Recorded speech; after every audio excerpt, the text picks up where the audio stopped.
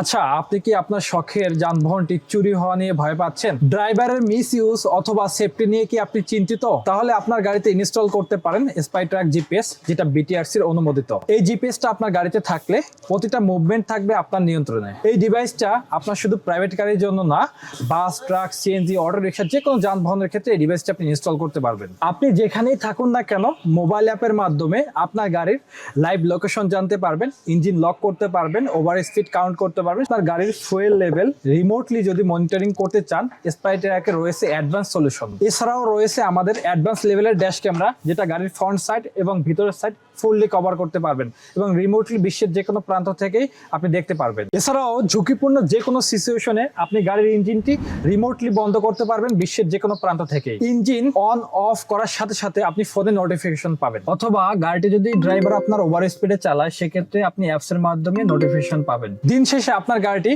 কোন রুটে চলছে, কোথায় কোথায় গেছে সবকিছু দেখতে পারবেন স্পাইট্রাক অ্যাপে। এছাড়াও রয়েছে জিও ফেন্সের অ্যালার্ট, অর্থাৎ আপনি এরিয়া সিলেক্ট করে দিলেন, ওই এরিয়ার বাইরে গেলে অথবা গাড়ি ওই এরিয়ায় ঢুকলে আপনাকে অ্যালার্ট করবে। আর একটা অপশন রয়েছে, সেটা হলো ওয়াইল চেঞ্জিং অ্যালার্ট, অর্থাৎ আপনি যদি গাড়ির মোবিল চেঞ্জ করেন, কোন টাইমে আবার মোবিল চেঞ্জ করতে হবে এটা আপনাকে রিমাইন্ড করে দিবে। এছাড়াও রয়েছে বছর জুড়ে আপনার গাড়ির পিছনে কত টাকা খরচ হয় এটার আপনি রেকর্ড রাখতে পারবেন। বাজারে বিটিআরসির অনুমোদনহীন সস্তা অনেক ধরনের জিপিএস ট্র্যাকার পাওয়া যায়। এটা ব্যবহার করলে আপনার গাড়ির সেফটি থাকে না, সিকিউর থাকে না, যে কোনো সময় হতে পারে দুর্ঘটনা। তাই আপনার গাড়ির নিরাপত্তায় বিটিআরসির অনুমোদিত স্পাইট্রাক জিপিএস ট্র্যাকার ব্যবহার করুন, কারণ স্পাইট্রাকে আছে দক্ষ ইনস্টলেশন টিম। আপনার যদি প্রাইভেট কার হয়, বাস, ট্রাক এবং হাইব্রিড গাড়ি যদি হয়, সেক্ষেত্রে আমাদের দক্ষ ইনস্টলেশন টিম আছে, তারা ইনস্টল করে দিয়ে আসতে পারবে।